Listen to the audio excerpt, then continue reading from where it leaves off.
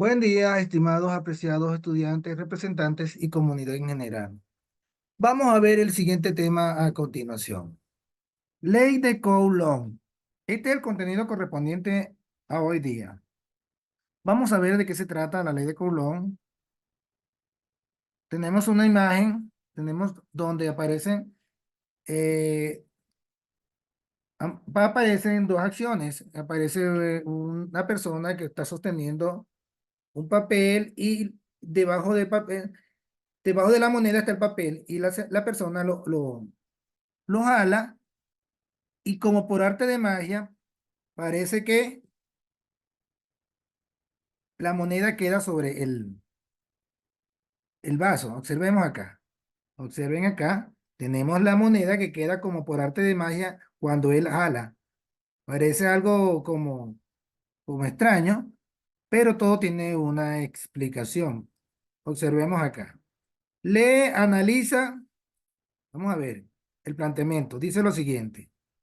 En la secuencia de imágenes se muestra cómo se conserva el estado de inercia de una moneda. Si, siempre y cuando ella no quede afectada, nunca se va a caer de allí, ¿verdad que no? Si no se le aplica una fuerza, va a quedar inerte, colocada en el borde del vaso, después de haber retirado el papel que estaba entre la moneda y el vaso. Ok, ahora me dice, ya va un momento, que estamos, esa moneda tiene dos situaciones. Que mientras no se le aplique una fuerza, ella no va a cambiar su inercia. Ahora, observen lo que dice acá. Explica, de acuerdo a lo observado en el experimento, la primera ley de Newton. Ok, acá está, acá lo tenemos sencillo. ¿Por qué? Porque esta ley menciona que todos los cuerpos que permanecen en su estado original, ya sea en reposo o de movimiento rectilíneo uniforme, a menos que se le aplique una fuerza, era lo que le acaba de decir un momento, siempre y cuando esta moneda que está acá no se le aplique una fuerza distinta al estado de reposo en el que ella se encuentra, pues va a permanecer allí inerte. La pregunta número 2 dice, nombre un fenómeno cotidiano en el que observas la primera ley de Newton. Ok, estamos hablando en función a lo que es la inercia. Cuando un balón de fútbol está en una cancha, porque lo que pasa es lo siguiente, que tenemos que tener conocimiento que hay dos tipos de inercia. Por ejemplo, si un balón de fútbol está inerte, está en reposo, y si los jugadores no la patean, ella no va a cambiar su estado de inercia. Entonces, va a generarse un movimiento, pero es a través de una fuerza que se le está aplicando al balón de fútbol. Ahora está el otro tipo de inercia, que es una inercia que permanece en movimiento constante, como por ejemplo los satélites a través de la Tierra. Ellos giran de manera normal y ellos tienen un movimiento, lo que llamamos un movimiento perpetuo, pero inerte, donde no va a cambiar ese movimiento. Siempre van a estar girando de manera constante, constante, porque esa es su inercia, su estado de inercia. Entonces, si viene un objeto y cambia ese curso, va a cambiar su estado de reposo. Hemos hablado entonces de los dos tipos de lo que es la inercia en reposo y la inercia en movimiento. Ok, vamos a borrar todo esto y avanzamos. Aristóteles, quien vivió entre los años 384 antes de Cristo, observen acá, y 322 antes de Cristo, consideraba que todos los objetos tienen un lugar natural en el cual es un espacio propio y particular de cada uno. Por ejemplo, un lugar natural de una piedra es el suelo. Sabemos que en el suelo pueden haber piedras por doquier, ya que siempre intentan volver a él. En su estudio estableció dos movimientos, el movimiento natural, cuando un objeto va hacia su lugar natural, y el movimiento violento, cuando un objeto se aleja de su lugar natural. Y pensaba que todos los objetos tendían al estado de reposo. Ustedes no han oído hablar con respecto a lo que todas las cosas vuelven a su estado natural, como por ejemplo cuando hay un río y cambian su cauce de alguna u otra forma. Se dice que siempre la naturaleza busca su estado original. Eso es lo que está planteando acá Aristóteles. Ahora Galileo Galilei tendría otra visión. Decía que él observó que cuando una bola rodaba cuesta abajo por un plano inclinado, al subir por otro con cualquier grado de inclinación, alcanzaba una altura igual a la que tenía antes del movimiento. Cuanto más cerca a la horizontal fuese la inclinación del segundo plano, más lejos llegaría. Y, y si fuese permanente, perfectamente horizontal, la bola no se detendría nunca.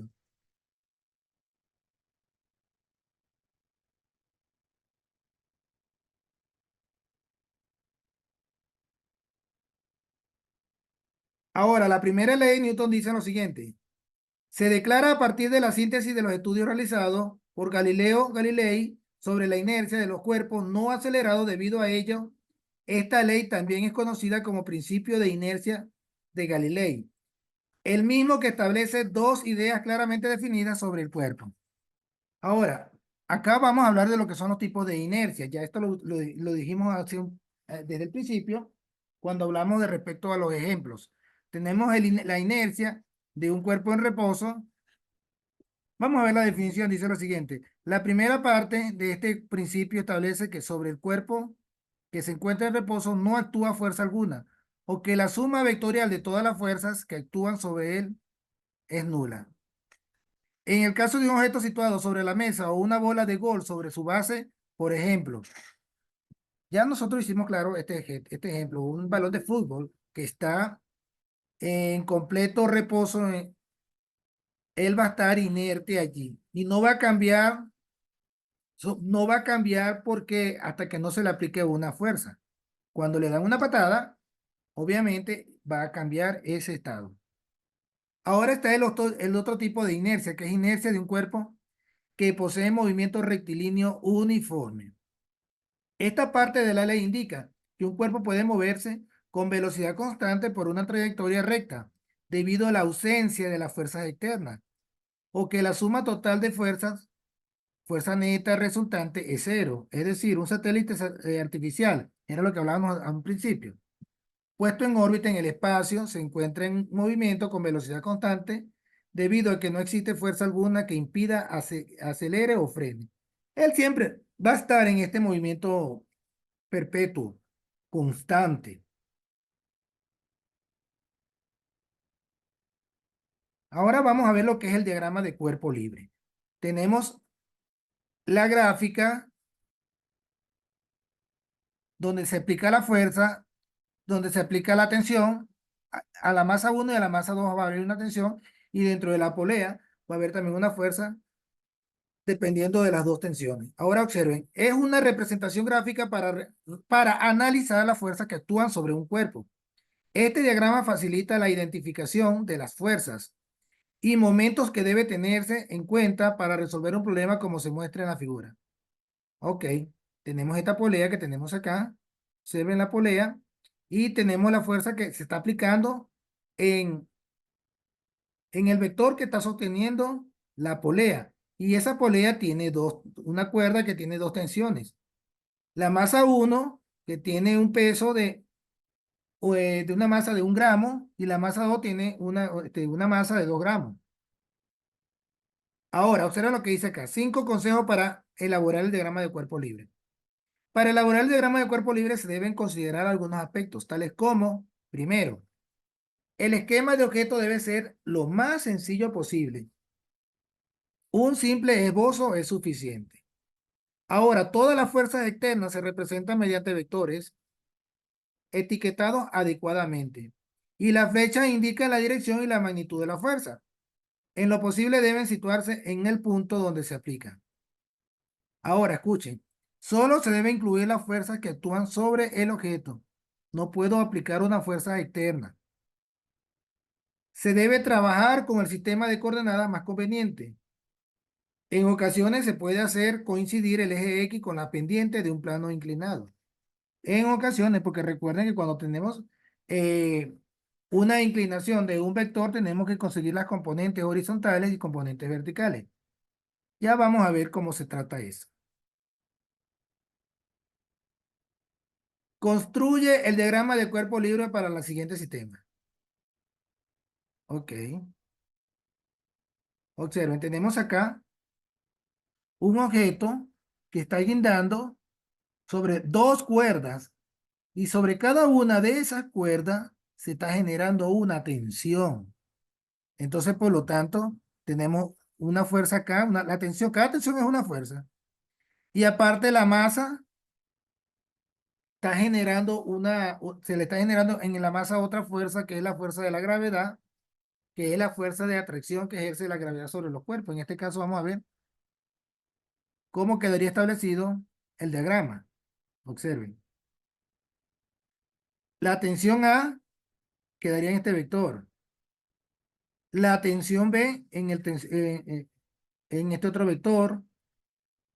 Y la fuerza de la masa. En el punto del origen del plano cartesiano es el punto donde se encuentra guindada la masa. Y W viene siendo la representación del peso, que es la masa por la gravedad, que era lo que le decía, que la gravedad también está generando una fuerza. Entonces, ya nosotros con este plano, tranquilamente podemos calcular las fuerzas que actúan allí. Ahora, suponiendo que yo tengo esta fuerza, tengo también esta fuerza, tengo esta fuerza, yo pudiese llamar acá otra fuerza. En este caso, ¿cómo podría yo llamar esta fuerza? A la fuerza normal. Pero resulta y acontece que como tengo las dos tensiones y están concentradas en un solo punto, entonces ya la normal no tiene incidencia. ¿Por qué? Porque la normal va a actuar en un objeto horizontal y que esté completamente perpendicular al objeto. En este caso, actuaría aquí la normal, en este caso. Pero no es este caso. Ahora, ¿cómo yo puedo saber cuál es el valor de la fuerza resultante teniendo yo una tensión, tengo otra tensión e incluso tengo otra fuerza acá que el peso es otra fuerza? Tendría que hacer la sumatoria de toda esta fuerza. Entonces, la sumatoria de la fuerza en el eje de la X y la sumatoria de las fuerzas en el eje Y. Porque acá se me va a representar la magnitud del vector, va a estar acá representada. Esta es la magnitud del vector TB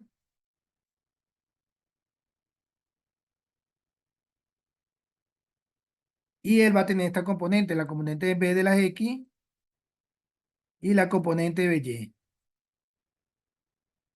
Lo mismo voy a hacerlo con la tensión del vector A. Calcular, entonces después que yo tenga calculado estas componentes, hago la sumatoria para ver las fuerzas que están actuando en el eje de la X.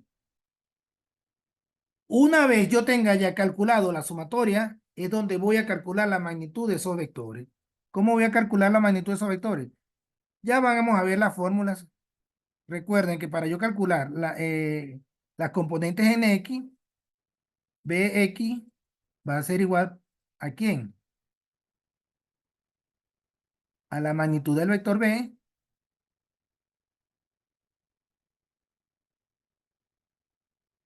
por el coseno